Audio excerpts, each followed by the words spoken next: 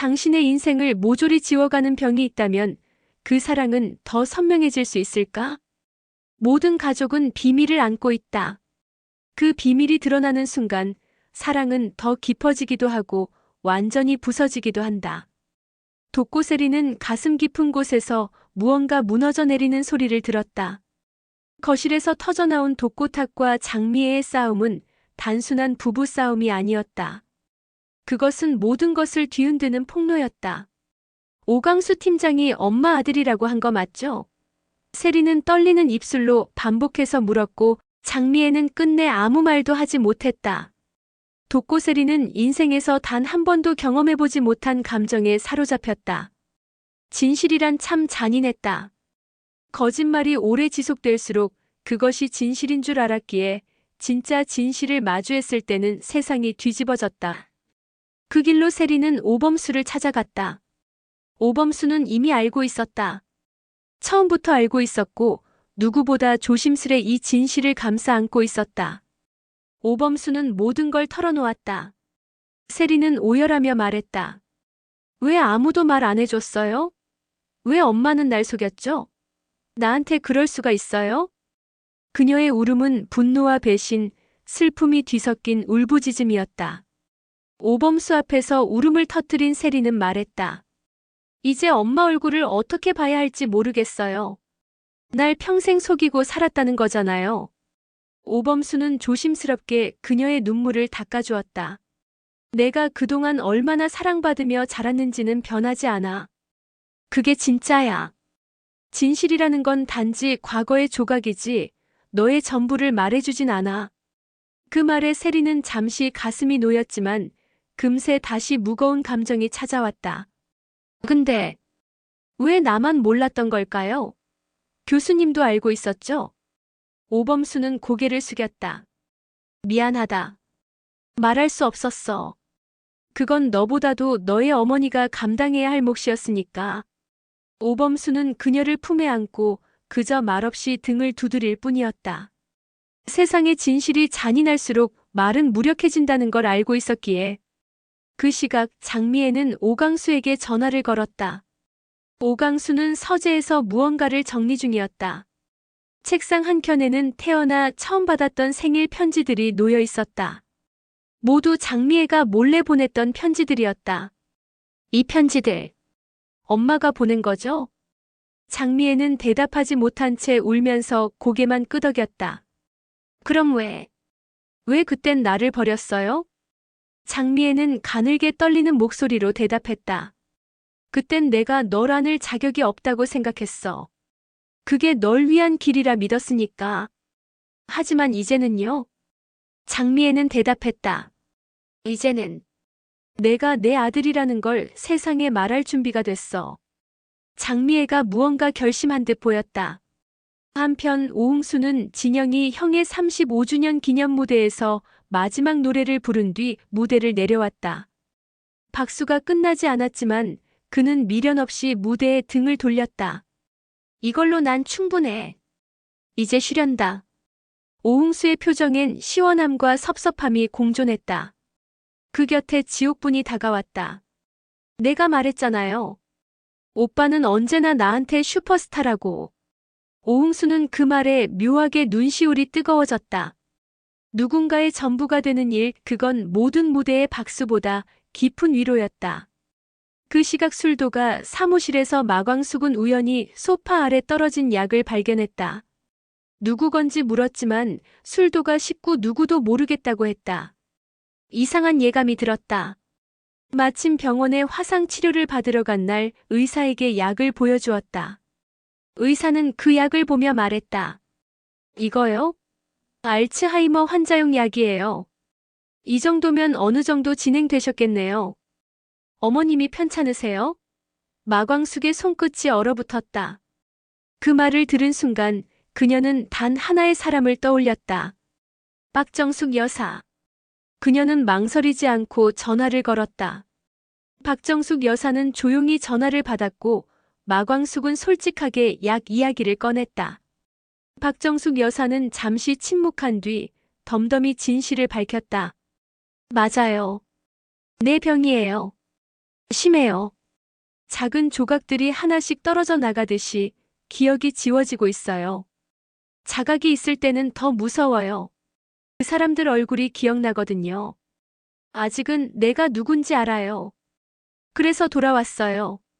내가 사랑했던 사람들을 마지막으로 기억하려고. 한동석 회장도 내 새끼들도 다 눈에 담고 가려고요. 그 순간 마광숙은 박정숙 여사의 모든 행동이 하나의 퍼즐처럼 맞춰지는 걸 느꼈다. 차갑게 대했던 말투, 도 넘은 간섭, 예민한 태도 모두가 어쩌면 떠나기 전 마지막 정리였을지 모른다는 생각에 가슴이 아렸다. 그날 저녁 마광숙은 한동석과 통화했다. 통화 내내 덤덤했던 그녀였지만 박정숙의 이야기가 나오자 울컥하며 울음을 참지 못했다. 여사님이 참 가엾어요. 지금 그분 마음은 말이죠. 한동석은 놀란 표정으로 되물었다. 왜요? 무슨 일 있어요? 왜 갑자기 그렇게 얘기해요? 마광숙은 말끝을 흐리며 눈물을 닦았다. 그녀는 진실을 말하지 않았다. 아직은 그 진실을 꺼낼 때가 아니라고 느꼈기 때문이다. 그 무렵 독고탁은 술도가를 무너뜨리기 위한 또 하나의 계획을 실행에 옮기고 있었다. 자회사 신라주조의 구조조정을 빌미로 내부 원가 자료를 조작하고 공급 계약을 비밀리에 끊어내기 시작한 것이다. 그는 술도가 전체 운영권을 확보하기 위해 거래처와 회계팀을 동원해 치밀하게 조작을 준비했다. 그러나 그의 움직임을 눈치챈 장미애는 고구려 프라퍼티 회장을 통해 조용히 서류를 넘겨받고 있었다. 여보, 이제 당신 끝났어요. 장미애의 눈빛이 흔들림 없이 굳어졌다. 내가 분명 얘기했죠. 술도가와 내 아들 건드리지 말라고. 그 무렵 벌써 오범수는 이상한 낌새를 느꼈다. 독고탁의 신라주조 자회사 관련 서류에 석연치 않은 점들이 보였기 때문이다. 공급 단가가 비정상적인 금액으로 측정돼 있었고 회계 감사를 피한 흔적도 있었다. 오범수는 즉시 장미애에게 상황을 공유했다. 장미애는 차분하게 대답했다. 그래서 제가 자료를 넘겼어요. 그 사람 지금 이대로 두면 안 돼요. 그녀는 독고탁을 막기 위해 마지막 승부수를 던졌다. 그리고 다시 술도가 앞. 독고세리는 어두운 얼굴로 마광숙 앞에 섰다. 마광숙은 세리의 손을 꼭 잡으며 말했다. 무슨 일이에요? 세리는 고개를 떨구며 말했다. 엄마한테 다 들었어요. 오강수 팀장님 얘기. 오범수는 강수와 다시 마주 앉았다. 강수, 너 이 상황 알고 있었어? 강수는 고개를 끄덕이며 대답했다. 그 사람이 날 왜 버렸는지 이제 조금은 이해했어. 근데 지금은 달라. 이젠 우리 가족 잘 지켜야겠다는 생각뿐이야. 오범수는 조용히 미소 지었다. 피를 나누진 않았지만 언제나 누구보다 믿는 형제였다. 그리고 그 밤 박정숙 여사는 조용히 한동석의 서재로 들어갔다. 오랜만에 보는 옛 사진첩을 펼치며 말했다. 이젠 내가 떠날 시간이 다가오고 있어요. 나 대신 이 눈에 넣어도 안 아플 내 손주들 지켜줘요. 장모님의 모습을 우연히 본 한동석 회장은 눈가가 붉어졌다. 제가 모두 잘 지키겠습니다. 걱정 마세요. 다음 날 아침 경찰서로부터 한 통의 연락이 왔다. 독고탁의 이름이 들어간 사기 혐의 고발장이 접수되었고 수사 협조 요청이 내려졌다는 내용이었다. 그리고 그 고발장은 장미애의 손에서 나간 것이었다. 한편 병원에서 또 다른 진단서를 받은 박정숙 여사는 숨을 깊이 들이쉬었다. 이번에는 단순한 알츠하이머 약이 아닌 말기 전조 증상을 뜻하는 진행성 소견이 적힌 서류였다. 그녀는 그 종이를 조용히 접으며 말했다. 기억이 사라지기 전에 가장 중요한 말을 전해야 해. 그 말은 누구를 향한 걸까? 그녀가 남긴 마지막 진실은 무엇일까? 그리고 장미애의 고발로 독고탁은 무너지게 될까? 아니면 또 다른 악수를 준비하게 될까? 다음 회 더 깊은 갈등과 더 충격적인 진실이 드러난다. 그 누구도 무사할 수 없는 파국의 서막, 이제 시작이다. 한편 공주실은 고자동과의 관계를 진지하게 고민하고 고자동에게 속마음을 털어놓는다. 미스터 고, 나 요즘 무서워.